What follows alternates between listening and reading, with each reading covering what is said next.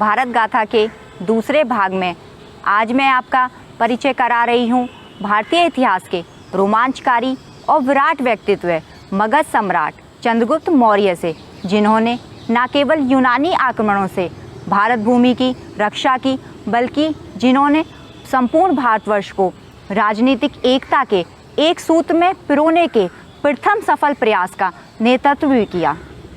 चंद्रगुप्त मौर्य की कथा यह स्पष्ट कर देती है कि यदि किसी में अपनी मंजिल पाने की दीवानगी है और इसके लिए वह कठिन परिश्रम करने के लिए भी तैयार है, तो परिस्थितियाँ कैसी भी हों, उसे अपनी मंजिल तक पहुँचने से कोई नहीं रोक सकता।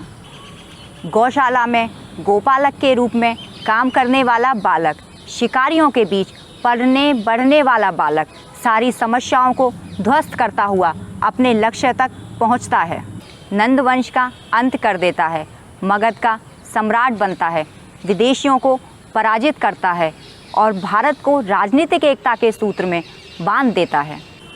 चंद्रगुप्त ने अपने गुरु चाणक्य के मार्गदर्शन में कठिन परिश्रम से अपने व्यक्तित्व में लीडरशिप क्वालिटीज़ का विकास किया, जो उनके साहस, सीखने की प्यास, कठिन परिश्रम की क्षमता, लोगों को मोटिवेट करना, अपने गोल के लिए पैशनेट होना, हाईली कमिटेड होना, ऑनेस्ट होना, क्रिएटिव होना, समस्याओं का समाधान करने की क्षमता, निर्णय लेने की क्षमता, क्लियर विज़न, कॉन्फिडेंट जैसे गुणों में देखा जा सकता है।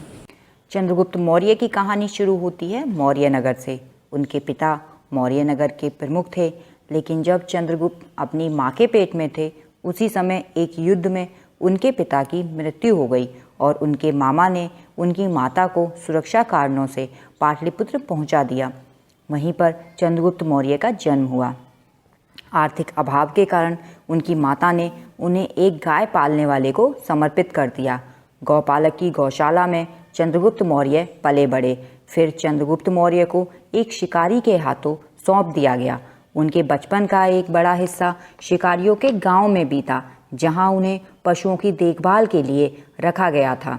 लेकिन चंद्रगुप्त मौर्य बड़े सपने देखते थे और उनमें उन्हें पूरा करने का जज्बा भी था। पशुओं की देखभाल करते हुए भी उन्होंने अपने सपनों को जिंदा रखा। विपरीत परिस्थितियों में भी उन्होंने अपने पर्सनैलिटी डेवलपमेंट की कोशिशें जारी रखी और उनका व्यक्तित्व निखरने लगा। लीडरशिप क्वालिटी उनके भीतर से निकलकर बाहर आने लगी और अपने साथ के बालकों में वे राजा बनकर खेला करते थे। उनके झगड़ों का फैसला करते थे। जिनके इरादे कमज़ोर होते हैं वह मुश्किलों का सामना नहीं कर पाते हैं।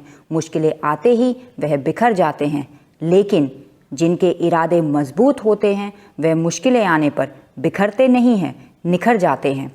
तक्षशिला विश्वविद्यालय के आचार्य चाणक्य एक दिन उधर से गुजर रहे थे और उन्होंने चंद्रगुप्त मौर्य का खेल देखा। चाणक्य ने अपनी सूक्ष्म दृष्टि से इस तेजस्वी बालक के गुणों का अनुमान लगा लिया और चंद्रगुप्त मौर्य को अपने साथ लेकर तक्षशिला चले आए। तक्षशिला में चंद्रगुप्त मौर्य ने शिक्षा ग्रहण की और आचार्य चाणक्य के मार्गदर्शन में उन्होंने सैनिक शिक्षा के साथ साथ लीडरशिप क्वालिटीज़ का विकास किया। अब चंद्रगुप्त मौर्य के सपने के पूरा होने का समय आ रहा था। भारत की एकता का समय आ रहा था। एक चरवाहे बालक के सम्राट बनने का समय आ रहा था और वह किसी देवीय कृपा से नहीं, बल्कि उसकी अपनी क्षमता से पूरा होने वाला था। उस बालक का सपना पूरा होने वाला था जिसके जन्म से पहले ही उसके पिता की मृत्यु हो गई थी। अभावों ने जिसके बचपन को माँ की ममता की शीतल छांव से हटाकर जीवन की कठोर सच्चाइयों के धूप में धकेल दिया था। लेकिन सोना तो सोना होता है, वह आग में तपकर और निखर जाता है, कुंदन बन जाता है। उस समय उत्तर पश्चिमी भारत का हिस्सा विदेशी शासकों के अधीन था और चंद्रगुप्त मौर्य ने अपने गुरु चाणक्य के मार्गदर्शन में अपनी सेना गठित की। अपनी लीडरशिप क्वालिटीज़ तथा टीम बनाने और टीम को साथ लेकर चलने के उनके गुण ने उन्हें एक महान सेनानायक बना दिया और उन्होंने उत्तर पश्चिमी भारत के पंजाब और सिंध क्षेत्र को विदेशी शासन से मुक्त कराकर वहां अपना शासन स्थापित किया। सिंध तथा पंजाब के क्षेत्रों में अपनी स्थिति मजबूत कर लेने के बाद चंद्रगुप्त मौर्य ने मगध साम्राज्य के अत्याचारी शासक धनानंद के शासन को उखाड़ फेंका और वहां अपना शासन स्थापित कर मगध सम्राट बन गए। 305 ईसा पूर्व में सिकंदर के उत्तराधिकारी सेनानी सेल्यूकस ने भारत पर आक्रमण किया और उसकी सेनाएं सिंध तक आ पहुंची, लेकिन चंद्रगुप्त की वीरता के आगे सेल्यूकस को सर झुकाना पड़ा। वह पराजित हुआ और उसे चंद्रगुप्त से संधि करनी पड़ी। इस संधि को मजबूत करने के लिए यूनानी सेल्यूकस ने अपनी एक पुत्री का विवाह चंद्रगुप्त मौर्य से किया। तत्पश्चात चंद्रगुप्त मौर्य ने भारत की राजनीतिक एकता के लिए अपने प्रयास को आगे बढ़ाया और जीवन पर्यंत वह इस प्रयास में लगे रहे और उन्हें काफ़ी हद तक सफलता भी मिली और सुदूर दक्षिण को छोड़कर संपूर्ण भारतीय उपमहाद्वीप पर उनका साम्राज्य स्थापित हो गया।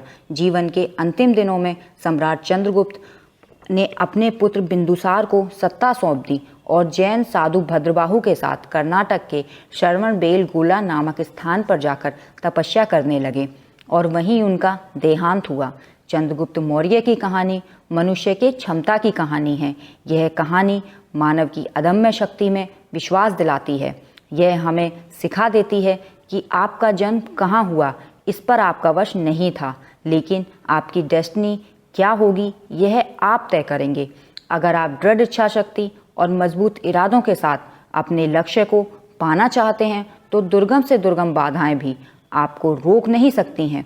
आपके सामने आने वाली हर चुनौती, हर बाधा, हर समस्या आपको और आपके इरादों को और ज़्यादा मजबूत करेगी और अंततः आप विजयी होंगे।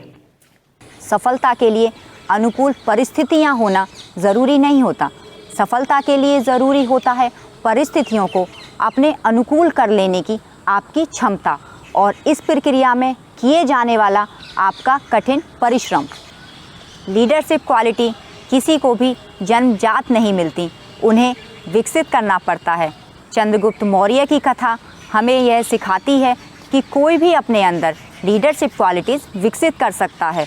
बस उसके लिए ज़रूरी है कि आप में अपने गोल को पाने की दीवानगी होनी चाहिए।